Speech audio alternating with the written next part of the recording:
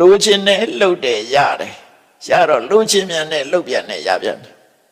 လိုချင်မြန်နဲ့လှုပ်ပြန်နဲ့ရပြန်တယ်လိုချင်တာကကိရိတာလှုပ်တာကကံရတာကအကျိုးအဲ့ဒါနဲ့ပဲတဝဲလဲလေတန်တရားတွေကမထွက်နိုင်တာဒါကြောင့်မို့မြတ်စွာဘုရားကတန်တရားကထွက်ရှင်လိုချင်တာကိုအရင်ဖြတ်လို့ပြောတာလိုချင်တာကိုအရင်ဖြတ်လိုချင်တာရှိနေတယ်များလုံနေဦးမှာပဲလုံနေသေးရင်ရနေဦးမှာပဲရနေသေးရင်ရလိမ့်လို့လေဥဒစီထပ်လို့ဦးမှာပဲအဲ့ဒါကြောင့်မလို့ဝတ်လေတဲ့ဆိုတာအဲ့ဒါပြောတာဟိုကပြောတာမဟုတ်ဘူးအကြောင်းအကျိုးဆက်ပြီးတော့လက်ပတ်နေတာကိုဝတ်လေတယ်လို့ပြောတယ်ဟိုလူတွေပြောတဲ့ဝတ်လေတာတခြားသူများကိုမျက်စိကအောင်လုပ်လို့ကိုယ်မျက်စိကန်တယ်ဒါပိဿရတာအဲ့ဒါ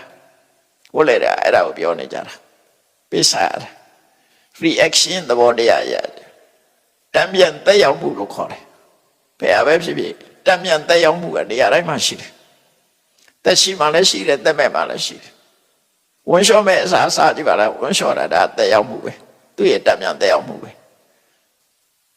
တံပြန်တက်ရောက်မှုကနေရာတိုင်းမှာရှိတယ်တက်ရှိတယ်မဲ့အဲ့ဒီနေရာမှာဝတ်လေတယ်လို့ပြောတာပါတော့ဆို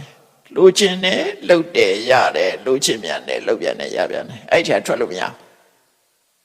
အဲ့တော့ကိရိတာဝကမ္မဝဝိပါကဝဘဝတစ်ခုမှာ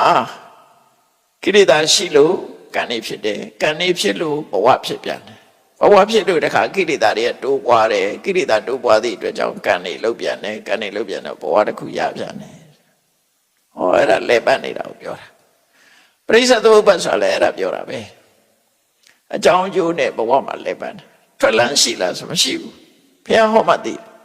မြတ်စွာဘုရားပေါ်လာတဲ့အခါကျထွက်လန်းကိုပြီးတယ်နေတရဏထွက်လန်းဆိုတာလိုချင်တာဖြုတ်လို့ပြောတာဘုရားတော့တိတိကျကျဟောတာမြတ်စွာဘုရားနော်တိတိကျကျဟောတာအဲ့တော့ဆိုလိုတာကိရိတာကိုပဲကိရိတာပဲရင်ကံလည်းပြောက်သွားမယ်ကံမရှိရင်အကျိုးလည်းမရတော့ပဲရမှာကိရိတာ